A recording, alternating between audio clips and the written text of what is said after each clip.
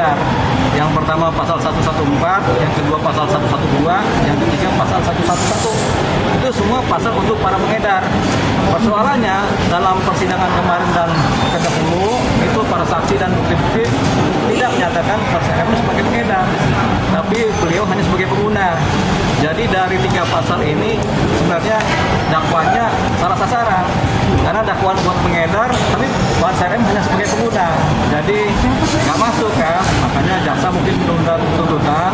Tapi kita berharap karena pasalnya salah sasaran, sebenarnya ada satu pasal yang untuk pengguna yaitu pasal 127.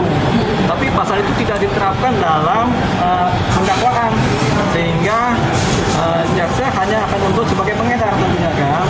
Tentu akan diupayakan dikait-kaitkan antara pengguna dengan pengedar dengan pasalnya yang ada, yang pasal dakwaan kan.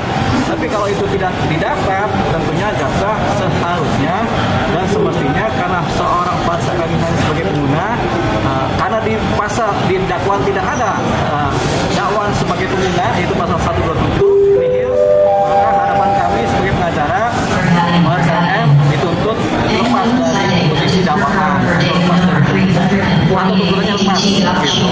Atau setidak-tidaknya nanti itu yang kita harapkan ya. Tapi kalau jaksa tetap menuntut sebagai pengedar, nah ini persoalan karena tidak ada saksi dan bukti menyatakan Pak RM sebagai pengedar. Jadi itu persoalan. Bang, terkait kemarin ada kepala BNN menyatakan untuk anak buahnya untuk tidak menangkap artis-artis yang saya mendakwa. Itu adalah kebijakan dari kepala BNN yang kita juga mengapresiasi secara positif, karena kebijakan itu memang masuk akal. Tapi kita juga kemudian berharap jangan sampai kebijakan tersebut kemudian menyebabkan bertambahnya pengguna, karena merasa pengguna jadi pakai aja begitu kan. Makanya ini kebijakan itu sudah positif, tinggal bagaimana penerapan dan pengawasan di lapangan, termasuk juga bagaimana kebijakan-kebijakan turunannya dari kepala BNN, dari BNN sendiri, supaya tidak ada kemudian banyak pengguna lagi. Artinya apa?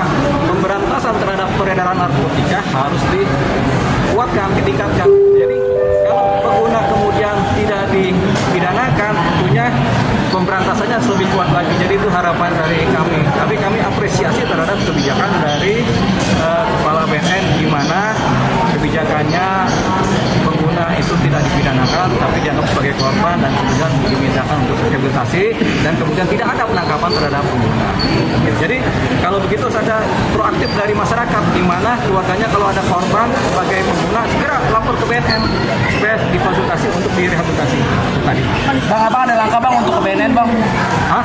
Ada langkah nggak untuk BNN minta permohonan klien ini ke ini? Tentunya karena ini sudah masuk ke dalam persidangan, khususnya kasus Pak RM, tentunya langkahnya ya kita mengikuti prosedur persidangan. Tapi kemudian kita juga bisa membuat surat tersendiri kepada BNN untuk membantu supaya persoalan Pak RM ini lebih kepada pengguna dan diputus sebagai pengguna yang kemudian direhabilitasi. Tapi secara fasilitas BNN sudah memberikan sewaktu-waktu nanti putusan hakim sebagai pengguna dan kemudian direhabilitasi, BNN akan siap untuk melakukan penanganan terhadap rehabilitasi seorang pasien RM. Kan baik itu. Saya baru ngobrol dia baik-baik saja. Jadi secara psikologis dia lebih segar ya. Mungkin karena selama beberapa waktu di tahanan dia tidak ngapa-ngapain, tidak merokok, tidak minum, tidak apa juga, tapi dia semua makan dan minum biasa, jadi badannya lebih segar, lebih sehat. Mudah-mudahan ini adalah langkah pertama di mana dia melakukan proses pembersihan diri dari ketergantungan narkotika. Abang harapannya tetap bisa rehab ya bang? Ya tentunya harus rehab karena dia sebagai pengguna, karena memang aturan baru, kebijakan baru yang sudah gamblang disampaikan kepala BNN juga bahwasanya pengguna itu harus direhabilitasi. Nah itu yang kita harapkan.